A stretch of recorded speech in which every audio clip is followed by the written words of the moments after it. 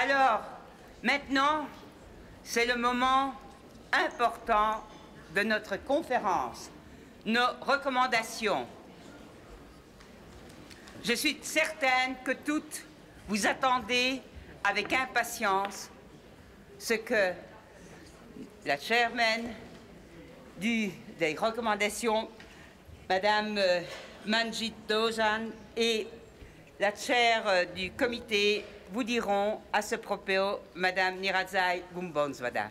À vous la parole. Thank you so much, Simone, and welcome back to colleagues, sisters, friends. This session, we start to, I'm a farmer, so I'll use the farming language. We are harvesting. We are harvesting together what we have been sowing for the last 20 years. And we've spent the last 3 days sifting through. In this session, I want to start by really thanking the editorial committee, the members who have been working very hard behind the scenes, on the scenes, and also to thank colleagues from different NGOs who in the last 3 days joined the editorial committee. We have made sure that in working on this document, not only were we building on the work of the committee from the NGO CSW Geneva, but we actually reached out to our sisters from the various sub-regions to be part of the editorial committee to ensure that as much as possible we bring a clarity on what the key issues are.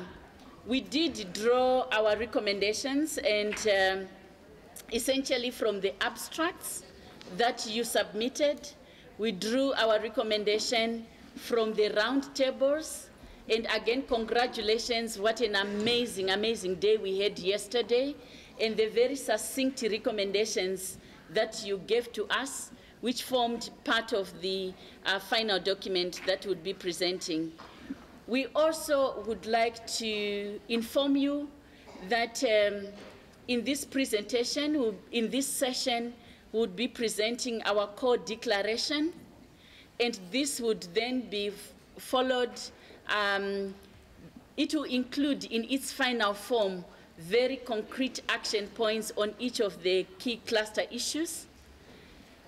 Tomorrow, we are on the program of the ECE, the Intergovernmental Meeting, at which we will present our key outcomes from this meeting. And essentially, it's a 4-page document. And I've been saying, oh my goodness, putting together 20 years of experience, the next 20 years of aspiration, 3 days of deep conversation of 700 delegates, it's a huge task. And I want to thank the editorial committee for pulling it all together. So in terms of this document, we have the summary declaration which we are presenting now. We will work on the full report for the whole forum within the next 2 weeks, which we will also share with you within the next 1 month, which we will share with you and which will form part of our recommendations to the United Nations. I know that we may not have included every word as you wanted it to be expressed, but I know the editorial committee did strive to include as much as possible the essence of all the core issues that we have discussed. We love, and I personally love this picture. As I said at the beginning, we have never had this room just full of us for 3 days in the United Nations, reclaiming women's rights, reinvigorating the women's movements, redefining, reasserting the past, but redefining the future. And so this is a picture which we'll share with all of you, just to say we were here, we claimed the past, and we defined the future together. I'd like to invite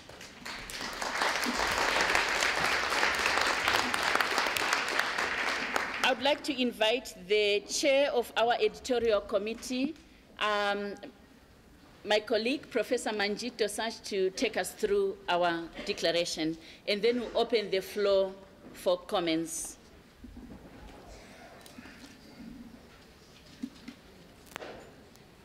Thank you, Nyaradzayi. Thank you, all of you.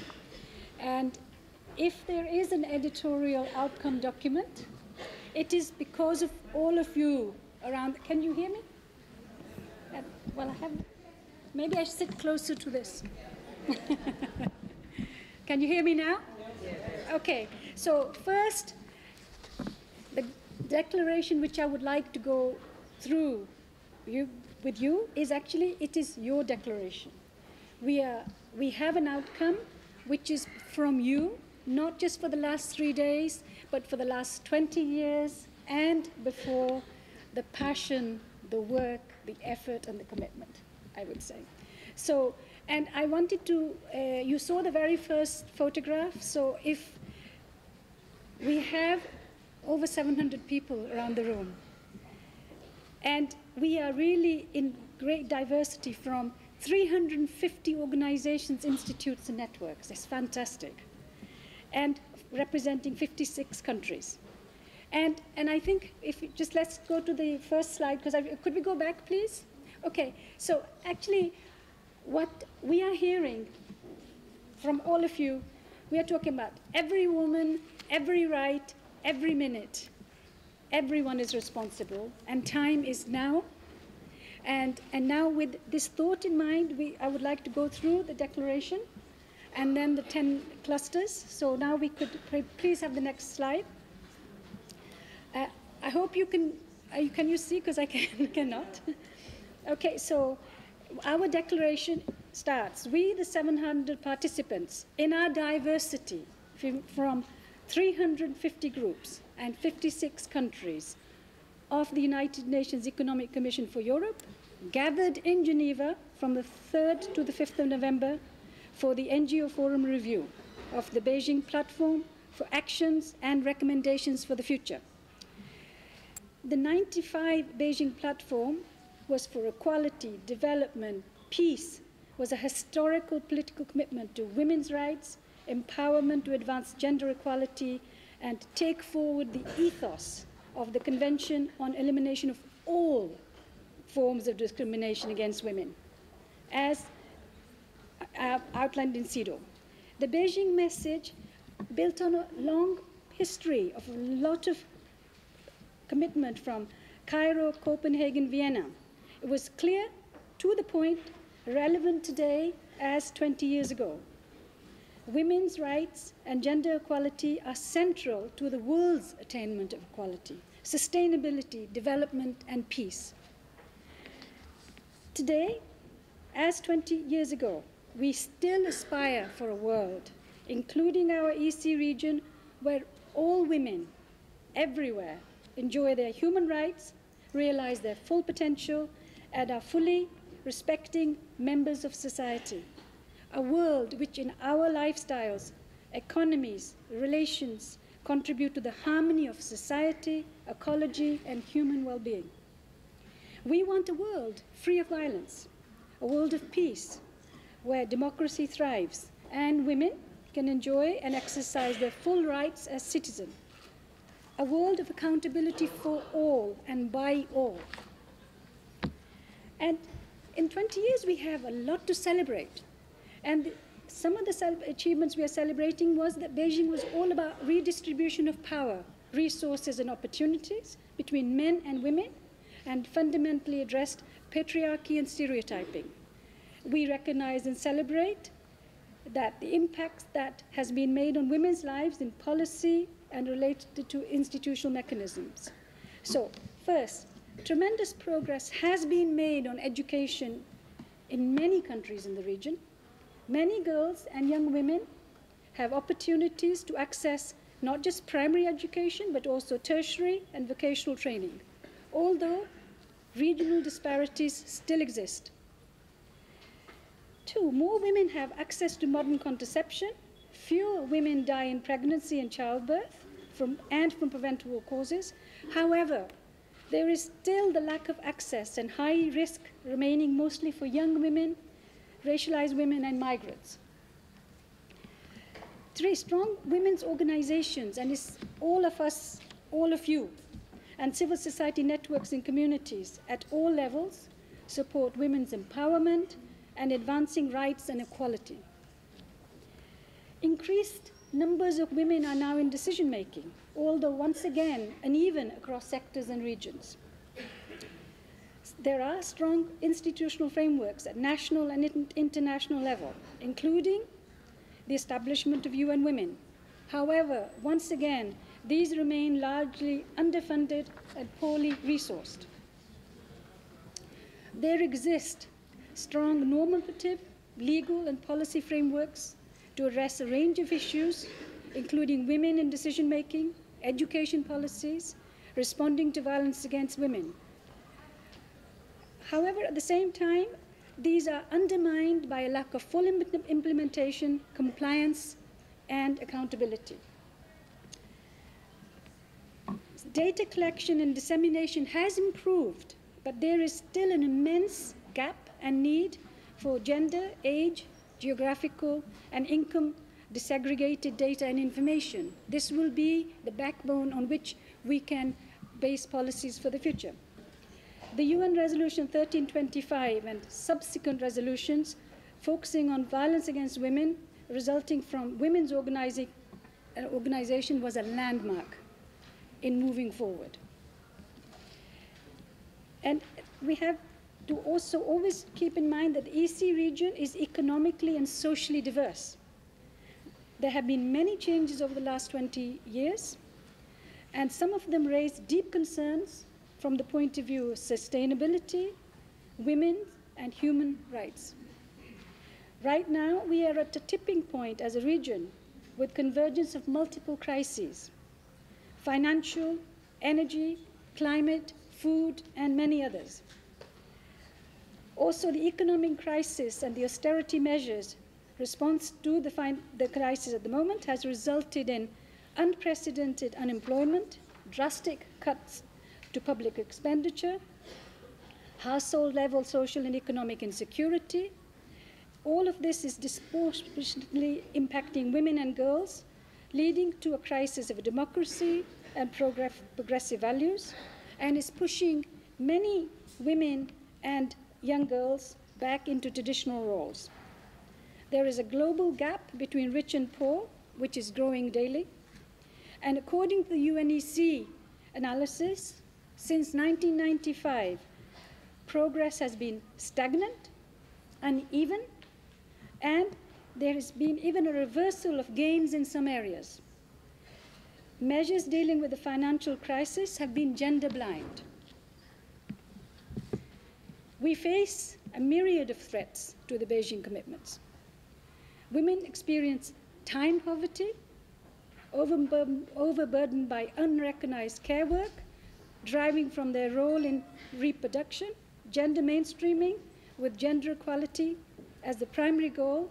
This has reduced women's rights and empowerment to a technocratic discourse. We have heard a lot about the word gender, but women at the center is where Beijing was 20 years ago. While gender equality is necessary, it is insufficient. Violations of and threats to girls' and women's sexual and reproductive health and rights call for protection, advancement of the existing commitments in ICPD, Beijing, and CEDAW, as well as the post-2015 agenda. The women's agenda has thus remained at the traditional, social, and micro level. And yet, transformation requires addressing the structure and macro issues that perpetuate inequalities, discrimination, and exclusion. Militarization is increasingly used as an answer to conflict, resulting in gross violations of human rights of women, girls, not only this region, but globally. And increasing military and arms expenditure at the expense of social and human rights protections. The increase in fundamentalism, biopolitics, and wide range of population phobias has resulted in the restriction of individual freedoms. The government approach to development cooperation has been shifting, linking development, aid, trade, investment, and foreign policy, thus reducing women's rights to a subtext of global capitalism, rather than central to the achievement of peace and sustainable development. Financing for civil society and women's organization has been to reduce to government subcontracting rather than full collaboration, jeopardizing fundamental civil society, self-organizing and partnership. We are especially appalled by the situation of women in particular regions on particular issues. We have noted in the last 3 days' discussion and the input from grassroots that there is increasing unemployment in Central Asia, Eastern Europe, fueled by complacency in Western Europe and North America. Violence against women and girls remains pervasive. It's further perpetuated through technology and social media. Racial discrimination, especially against migrants, who are often undocumented and have no public voice, results in gross violation of women's rights.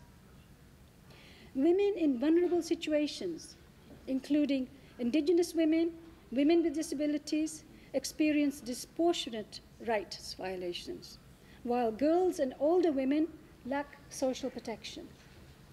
Girls and young women face psychological pressures, including sexualization of their bodies and destructive body images. Therefore, we call for fulfillment of the Beijing commitments to all interconnected universal human rights, systematic implementation of a women's rights approach, buttressed by an accountability and resourcing framework. Women are at the heart of sustainable development, and the post-2015 SDG agenda must include the clear goals in gender equality, women's rights, with clearly articulated means of implementation for women's rights and empowerment, just as the girls' and women's needs and rights should be specifically recognized throughout the document. CEDAW must remain the framework for monitoring and accountability of government commitments. Intergenerational, social, cultural development, environmental, economic, social, and political rights and justice depend on women's equal access to resources, land, food security.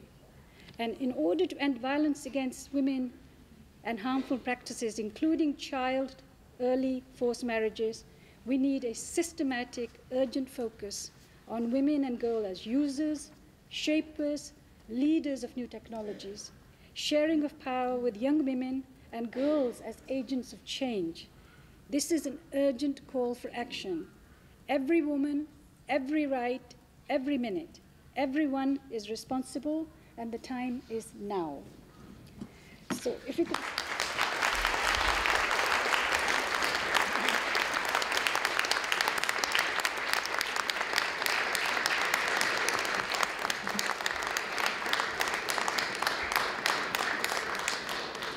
Slide? Yes. Could we have the next slide, please? So now this is our declaration. It's coming from all of you.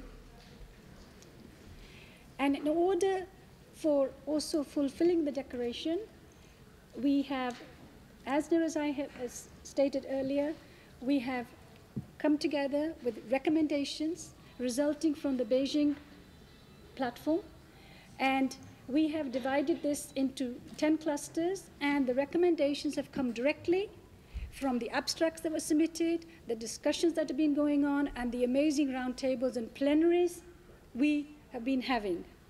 And it's thanks to all of you and everybody who's put the recommendations together. So what we have is we have divided this into 10 clusters rather than talking about 12 original actions, because what we are noticing, and we already know very well, that a lot of things are cross-cutting. And we cannot just think in 12 silos, going back to the farming agenda. And we really need a cross-cutting platform. So the 10 clusters are women's rights and human rights, and it's accountability and resource. Violence against women and conflict, building a culture of peace. Poverty, economics and social development. Money matters, whether we like it or not, and we need money for resourcing and pushing the agenda forward. So the fourth cluster is participation and decision-making, shifting power. It cannot be as it was 20 years ago, as it was 40 years ago. We cannot have the same thing in 20 years from now, okay? Environment and climate justice is all about people and planet. All of us want to protect our planet because we would like to have not just 20 years ago, but maybe many, many centuries ahead, okay? So the sixth cluster is migrant and displaced women. We are together in solidarity. We cannot have women or men or boys or girls who are displaced who are not in the mainstream. Women and health. This is a well-being for all, individuals, planet, country, society. Girls, aging, intergenerational justice. We are building a common future. Education, science, technology, innovation. This is transformation for all, for a better future. And media and communication, by the way, really key. We need to start breaking stereotypes and leveraging and using this to catalyze our future. Now, the only thing I will say is, of course, in these recommendations, which we are still fine-tuning, which will be submitted tomorrow, of course, we have tried to seek inspiration from all of your points that you've been telling us. Please, of course, we cannot include every single point in the 4 pages we have to submit to the Commission, the ECE, tomorrow. However, there will be a longer document which will encompass all your points, which will be available in the middle of December. And so with the final slide, so we go back to our slogan, Act, Advance, Achieve Women's Rights. Thank you.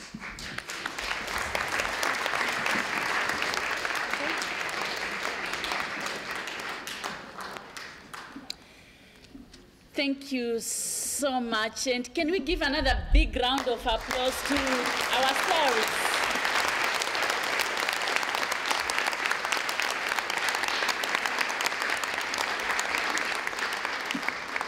This is really an applause to ourselves and to those who are not able to be here physically with us, but whom we know are supporting us in this process.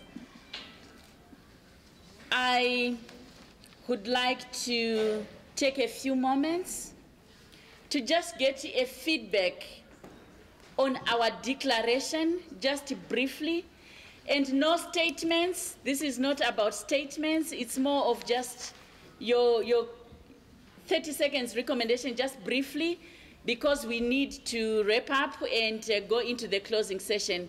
I see a number of hands up, and it's about just the declaration. Yes, at the back in green, and then I come to you in white, and I go on this corner at the back there. Yes, please, and to the point. Can you hear me? Yes, please. Okay. Just one recommendation. We cannot sit here and not list sexual orientation, gender identity under vulnerable groups.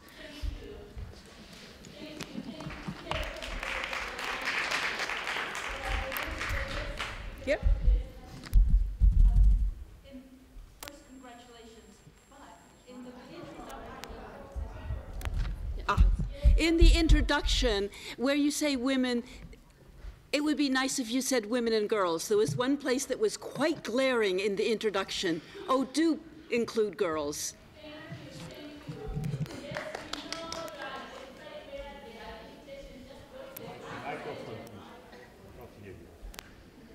Yes, just go to the point. We appreciate the feedback. Just go straight to the point.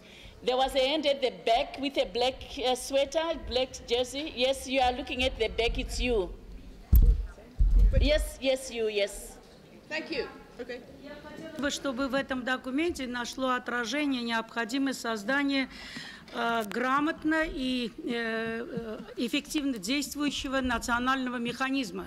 Все эти направления хороши, но если не будет в каждой стране структуры, которая в рамках требований Пекинской платформы действий будет контролировать их выполнение вместе с общественным сектором, результатов, наверное, мы не очень добьемся. Поэтому я считаю, что обязательно нужно добавить о необходимости усиления работы в каждой стране национальных и институциональных механизмов по выполнению Пекинской платформы действий.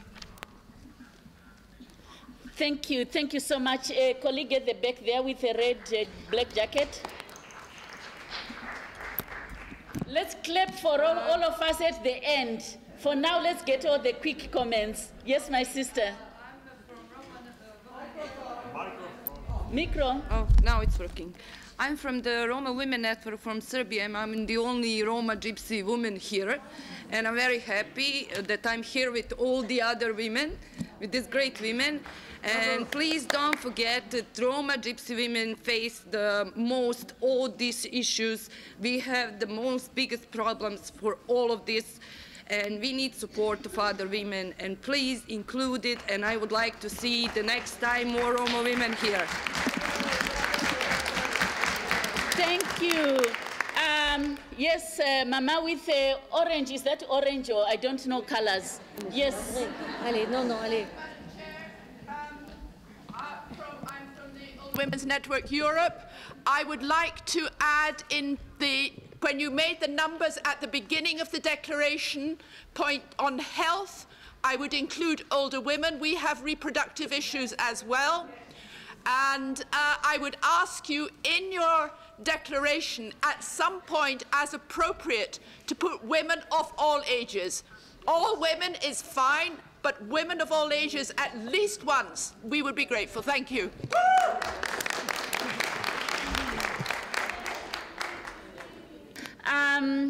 There's a big hand being raised here. It's almost jumping out of the chair. Quickly. My name is Estelle Ismail. I'm from Diaspora Women Organization from Netherlands. Please add the diaspora and migrant women in civil society. Thank you.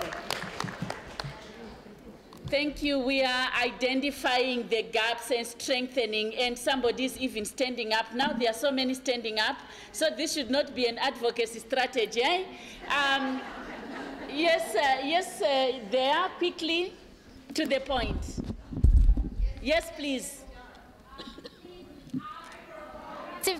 Progressive taxation systems for the realization of human rights is the other side of austerity. We need to be looking at where the money needs to come from as well.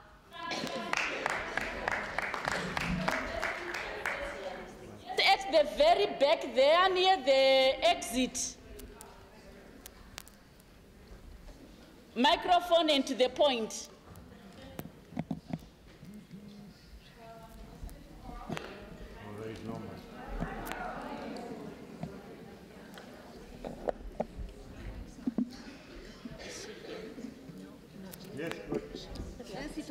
Okay, thank you. Hello, I'm Elizabeth Carl from the United Nations NGO Committee on Mental Health in New York, and we request under the health goal that it would be health and after the colon, mental health and well-being for all. Well-being is not evidence-based. There are no definitions that are agreed upon, and there are no assessments that are evidence-based for well-being, and it's used as a euphemism for mental health, so it should read mental health and well-being for all, following women and health. Thank you. Thank you. That's a clarification for strengthening.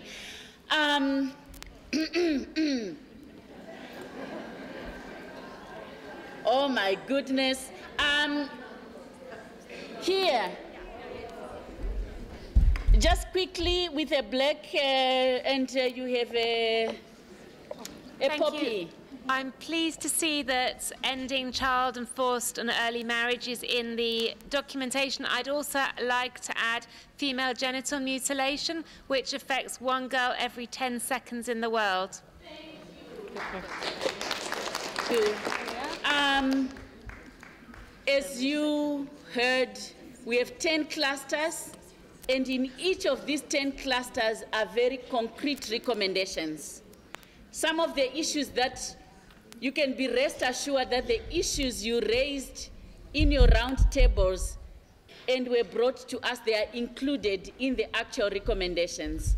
So I just want to reassure you of that as I take the last two comments. And I'll go on this side here. Yes, please. And can you just do 30 seconds, please? Yeah, just quickly. My name is Tarhas from Media 21. And I would like to add we need greater connectivity and strategic working to support women and children, especially girls and boys in conflict zones, especially Syria and Iraq. We need joined-up implementation and practical delivery now. Thank you. I'll take the last two. Yes, and just 30 seconds. I'm representative here at the International Federation of University Women, and I'd like to add in the declaration that the education is most important issues for the women, because I think that the education is base condition to the developed women and girls. And first of all, for the developed country, it's not usual. For the country like Serbia, like Bulgaria, like other country, the access to the education, to the primary school is most important. Thank you. Thank you.